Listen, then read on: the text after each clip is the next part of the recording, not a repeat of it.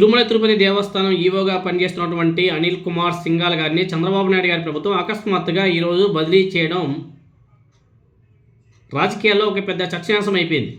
ఇంత సడన్గా ఆ డెసిషన్ తీసుకోవాల్సిన అవసరం ఏమొచ్చింది? టీటీడీ లడ్డు మీద సిబిఐ ఛార్జీషీట్లో కల్తీ లేదని చెప్పేసరికి ఇప్పుడు నారా చంద్రబాబు నాయుడు గారి ప్రభుత్వానికి చెడ్డ పేరు వస్తుందనే కోణంలో అనిల్ కుమార్ సింఘాల్ గారిని బలిపశువులు చేయడానికి సిద్ధమైపోయిందా అన్న చర్చ నడుస్తుంది. ఆయన స్థానంలో ప్రిన్సిపల్ సెక్రటరీ అంటే సీఎం కార్యాలయంలో ఉండే ప్రిన్సిపల్ సెక్రటరీ రవిచంద్ర బాబుకి అదనపు బాధ్యతలు కూడా అప్పగించారు. ఇక్కడ చెప్పుకోదగ్గ విషయం ఏమిటంటే అనిల్ కుమార్ సింఘాల్ గారిని టీటీడీ ఈఓగా 2 సార్లు నియమించింది తెలుగుదేశం పార్టీ ప్రభుత్వమే, నారా చంద్రబాబు నాయుడు గారు. రీసెంట్గా 2025 సెప్టెంబర్ 10వ తేదీ నుంచి ఆయన టీటీడీ ఈఓగా కొనసాగుతున్నాడు. ఈ కూటమి ప్రభుత్వం నియమించింది. అంతకు ముందు కూడా అంటే చంద్రబాబు నాయుడు గారి హయాంలోనే 2017 మే 6వ తేదీ నుంచి 2020 అక్టోబర్ 4 వరకు టీటీడీ ఈఓగా అనిల్ కుమార్ సింఘాల్ గారు సేవలు అందించాడు. అయితే తిరుమల లడ్డు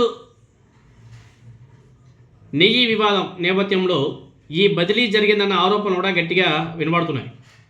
కోట్లాది భక్తుల మనోభావాన్ని కుదిపేసినటువంటి లడ్డు వివాదంలో కూటమి ప్రభుత్వ వైఫల్యాలను కప్పిపుచ్చుకునేందుకు అనిల్ కుమార్ సింఘాల్ గారిని బదిలీ చేశారనే విమర్శలు కూడా గట్టిగా వినబడుతున్నాయి.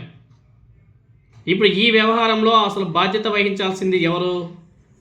వాళ్ళని వదిలేసి టీటీడీ ఈఓ మీద నెపం నెడుతూ డైవర్షన్ రాజకీయాలకు పాల్పడుతుంది ఈ కూటమి ప్రభుత్వం. ఈ కూటమి ప్రభుత్వానికి దొరికింది ఇప్పుడు ఒకటే, అనిల్ కుమార్ సింఘాల్ గారు. ఆయన్ని బలిపశువు చేయాలి. సింఘాల్ గారిని 2 సార్లు ఈఓగా నియమించింది చంద్రబాబు నాయుడు గారి ప్రభుత్వమే.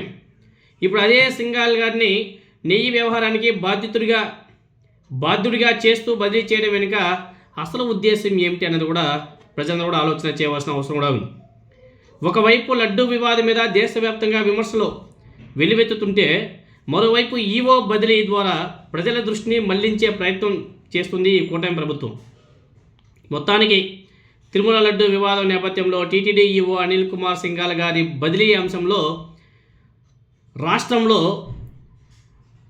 రాజకీయ దుమారాన్ని అయితే రేపుతుంది. చంద్రబాబు నాయుడు గారి ప్రభుత్వ నిర్ణయాల మీద ప్రజలందరూ కూడా సందేహాలు వ్యక్తం చేస్తున్నారు. నారా చంద్రబాబు నాయుడు గారి నిర్ణయాలకు మరో ఐఏఎస్ అధికారిని బలిపశువు చేయడానికి సిద్ధమైపోయింది ఈ కూటమి ప్రభుత్వం. ఈయన ప్రభుత్వంలో ఇంకెంతమంది అధికారుల మీద వేటులు వేస్తా పోతాడో, బదిలీలు చేస్తూ వెళ్తాడో చూడాలి. ఎంతమంది బలిపశువులు అవుతారో కూడా చూడాలి. ఈ ప్రభుత్వంలో ఎలా ఉంటే ఈ ప్రభుత్వం మారితే పరిస్థితి ఇంకెలా ఉంటుందో ఒకసారి అందరూ కూడా ఆలోచన చేసుకోవాల్సిన అవసరం కూడా ఉంది.